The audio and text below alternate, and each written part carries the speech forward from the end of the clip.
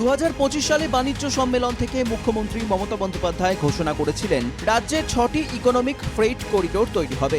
মুখ্যমন্ত্রী জানিয়েছিলেন রাজ্যের নিজস্ব ল্যান্ড ব্যাংকে থাকা জমিতেই ফ্রেইট করিডোরের মাধ্যমে রাস্তার দুদিকে একাধিক কারখানা গড়ে উঠবে। ডানকুনি রঘুনাথপুর, রঘুনাথপুর তাজপুর, ডানকুনি ঝাড়গ্রাম, ডানকুনি কোচবিহার, পুরুলিয়ার গুরুডি, খড়গপুর মোটগ্রাম।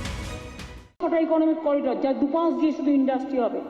রঘুনাথপুর তাজপুর, ডানকুনি ঝাড়গ্রাম, খড়গপুর মোটগ্রাম, ডানকুনি কল্যাণী, ডানকুনি কুচবিহার, পুরুলিয়ার গুরুগুড়ি থেকে কলকাতা জোকা। কোনটা বাকি আছে? কোন জেলাটা বাদ গেল বলুন? কি পয়েন্ট ডানকুনি, টোটাল সব জায়গায় হবে। এবার সেই ফ্রেইট করিডোরেরই বিনিয়োগে শিল্পগোষ্ঠী প্রস্তাবগুলিকেই শিল্প স্থাপনের ছাড়পত্র দিল রাজ্য মন্ত্রিসভা। বুধবার মন্ত্রিসভার বৈঠক শেষে সাংবাদিক বৈঠকে মুখ্যমন্ত্রী জানিয়েছেন, পুরুলিয়া, দুর্গাপুর, পানাগড় সহ 10টি জায়গায় 2515 একর জমি বরাদ্দ।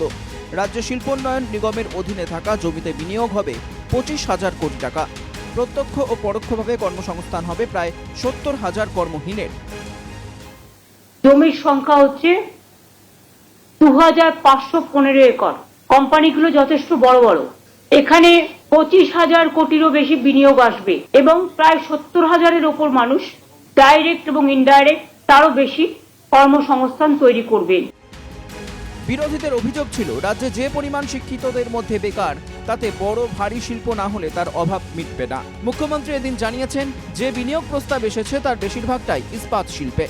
ক্ষুদ্র ও মাঝারি শিল্পের জন্য রাজ্যের 15টি শিল্প তালুকে 43টি সংস্থাকে জমি দেওয়ার সিদ্ধান্ত নিয়েছে মন্ত্রিসভা। রঘুনাথপুরের জঙ্গল সুন্দরী কর্মনগরী, দুর্গাপুরের মানগাপুর, বর্ধমানের পানাগড় সহ বিভিন্ন ইন্ডাস্ট্রিয়াল পার্ক যেগুলো আমাদের WIDC তৈরি করেছেন, সেখানে 10টা ইন্ডাস্ট্রিয়াল প্লট এবং এগুলোর ম্যাক্সিমাম হচ্ছে স্টিল ইন্ডাস্ট্রি।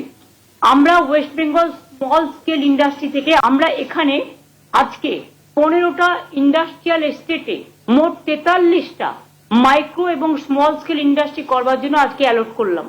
এগুলো সবই জেলায় হবে। কয়েক মাস আগে মুখ্যমন্ত্রী মমতা বন্দ্যোপাধ্যায় জানিয়েছিলেন, টলিউডের অনেকে তার কাছে প্রস্তাব দিয়েছেন জেলায় জেলায় যাতে সিনেমা হল তৈরি হয়। সেই প্রস্তাব পেয়েই মমতা ঘোষণা করেছিলেন, প্রতিটি জেলায় PPP মডেলে শপিং মল তৈরি হবে, সেই মলে থাকবে সিনেমা হলও।